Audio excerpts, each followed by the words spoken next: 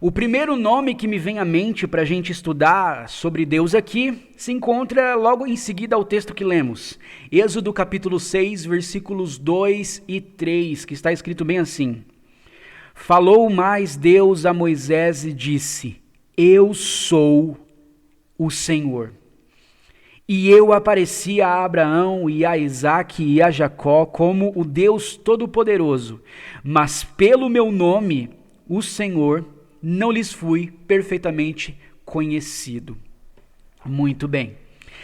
Quando nós vemos aqui a palavra Deus Todo-Poderoso, se você puxar do original em hebraico, é El Shaddai. El Shaddai é Deus Todo-Poderoso. E é interessante grifar aqui que El, que vem antes de Shaddai, é um nome genérico de Deus. O que são nomes genéricos? É o que eu estava falando para vocês sobre a diferença de título e de nome próprio. Título divino é Deus com D minúsculo. Nome próprio é Deus com D maiúsculo. E quando você se fala de El é um nome genérico, é um título divino. Ele é o Deus Todo-Poderoso, ele é o El Shaddai. Quando você fala de um Deus de uma terra diferente, de uma religião diferente, você usa o nome Deus. É o Deus Poseidon, é a deusa Afrodite. Esse Deus, aqui em Êxodo capítulo 6, El é um nome genérico. Se você usar o plural dessa palavra El, é Elohim, que é o nome de Deus que aparece em Gênesis capítulo 1, que não aparece no singular como Deus, mas aparece no plural, Elohim, evocando as três pessoas da Trindade atuando na criação. E aqui em Êxodo capítulo 6, versículo 3, Deus ele diz o seguinte para Moisés: quando eu me apresentei aos patriarcas, eles me conheceram como o Deus Todo-Poderoso.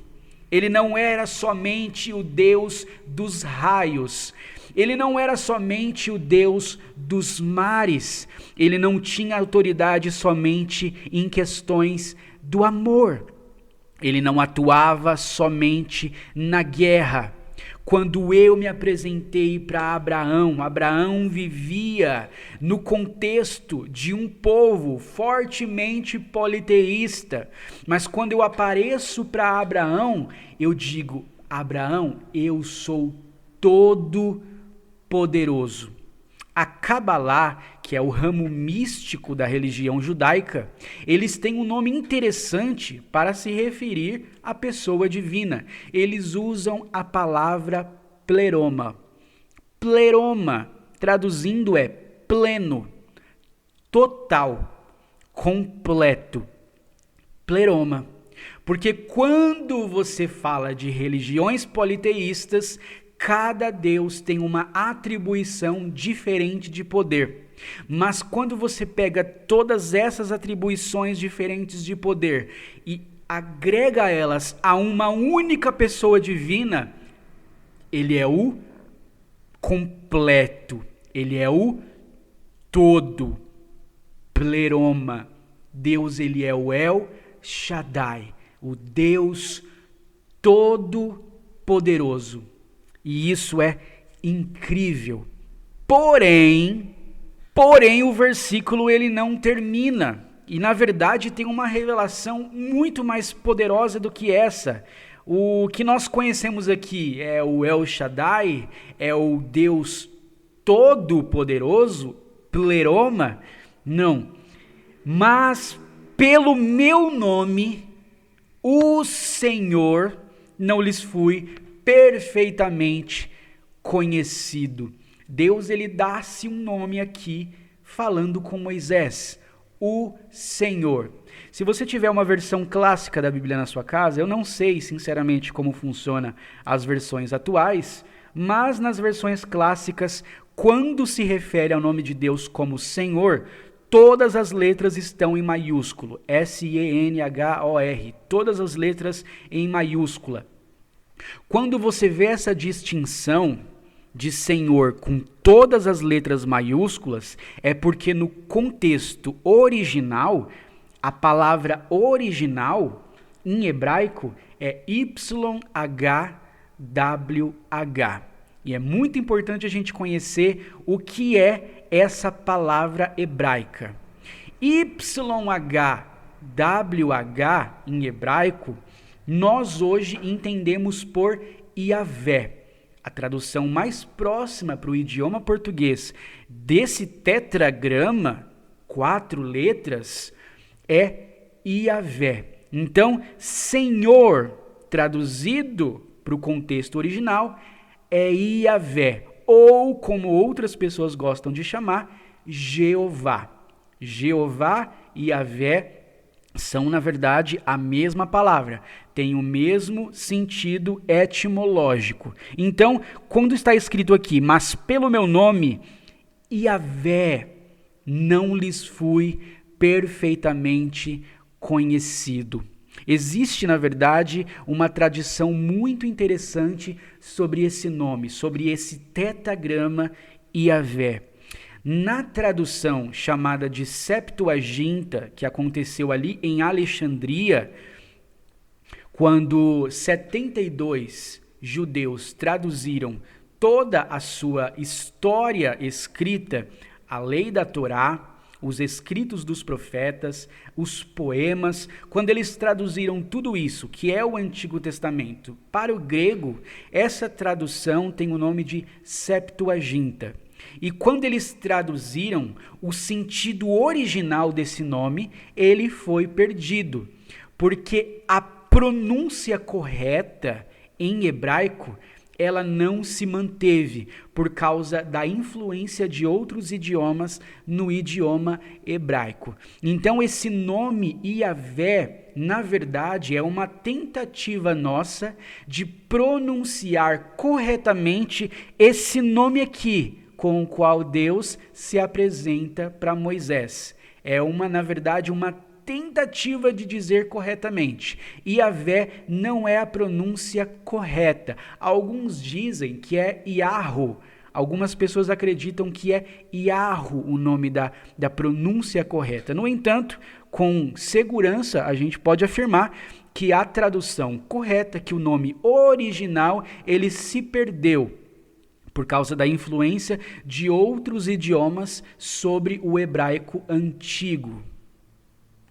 O aramaico, o grego, ele vai influenciar muito o hebraico arcaico. No entanto, a tradição hebraica, a tradição judaica, ela nos conta que a reverência com esse nome com o qual Deus se apresenta para Moisés era tão grande que toda vez que um escriba ele ia copiar um texto sagrado e ele ia escrever o tetragrama, ele fazia um ritual de purificação.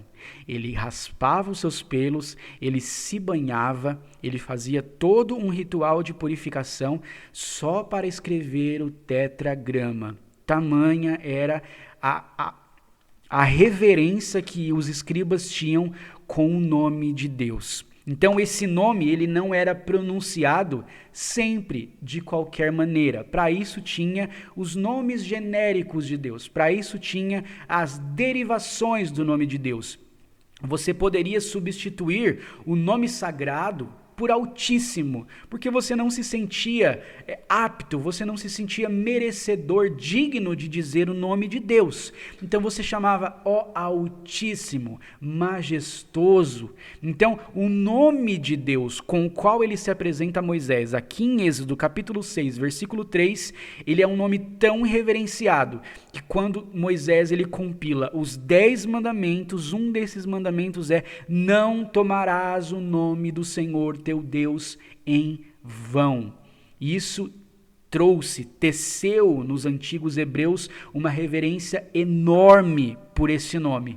Infelizmente, por causa das traduções, ou mais precisamente dizendo, isso foi propósito de Deus, esse nome ele se perde com o tempo. Nós não temos acesso à pronúncia original, à configuração exata desse tetragrama e a maneira original como os antigos hebreus diziam.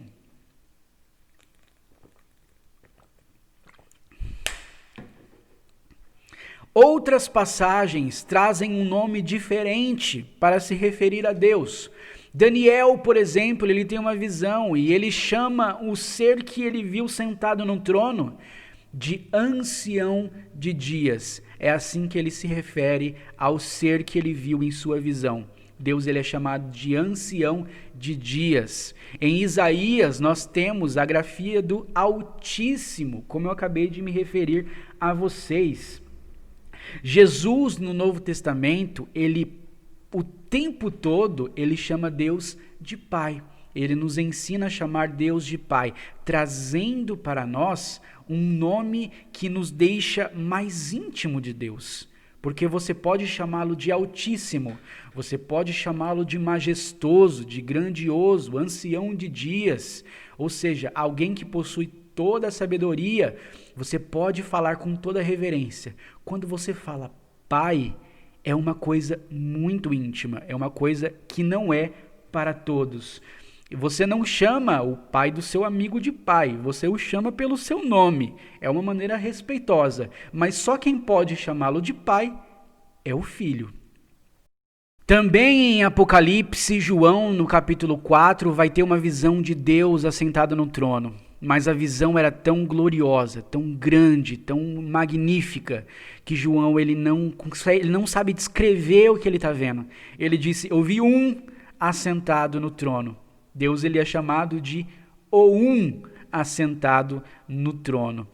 João ele consegue descrever muito bem tudo aquilo que ele vê, mas quando ele vê o Senhor assentado no seu trono, ele fica sem palavras. Eu vi um assentado no trono. E logo no final do livro também, e no começo, em outras partes de Apocalipse, Deus ele é chamado de o Alfa e o Ômega, o primeiro e o último, o princípio e o fim. Princípio e fim. Alegando, referindo, destacando que Deus ele é o Senhor do tempo, que ele inicia todas as coisas e ele termina todas as coisas. São alguns dos exemplos de nomes de Deus, nomes próprios de Deus espalhados por toda a palavra. No entanto, nós voltamos a Êxodo 3,14. Diga aos filhos de Israel, eu sou, me enviou a vós. Mas eu sou quem? O ancião de dias? O Altíssimo? O Iavé? O Pai, o Um, o Alfa e o Ômega, o primeiro e o último, o princípio e o fim, a quem eu estou me referindo? A quem eu estou, em nome de quem eu me apresento aos filhos de Israel? Eu sou.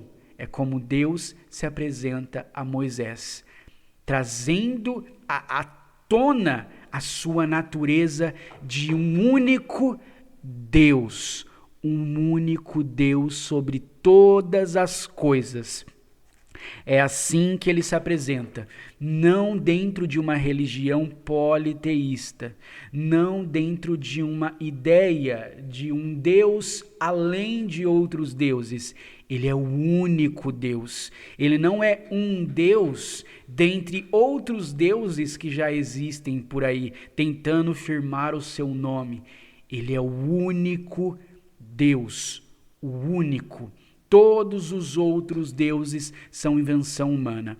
Todos os outros deuses são criados para satisfazer as necessidades do homem. O homem entrega sacrifícios a fim de receber a graça dos deuses, a fim de ter uma boa colheita, a fim de conseguir vitória nas guerras. É para isso que o homem desenvolve a sua religião. Mas o Deus que se apresenta para Moisés não é ele que é encontrado, desenvolvido por Moisés. É ele que encontra, é ele que desenvolve Moisés. Tudo é o contrário, porque não somos nós que seremos servidos por Deus. Não somos nós que seremos adulados por Deus. Somos nós quem serviremos a Deus. Jesus, ele disse o seguinte: aquele que quiser vir após mim, aquele que quiser me seguir, negue-se a si mesmo. Esse é o preço de ser salvo por Cristo. Jesus, ele te salva, mas primeiro ele te mata para depois te ressuscitar nele. É um mistério e a nossa glória em Cristo Jesus.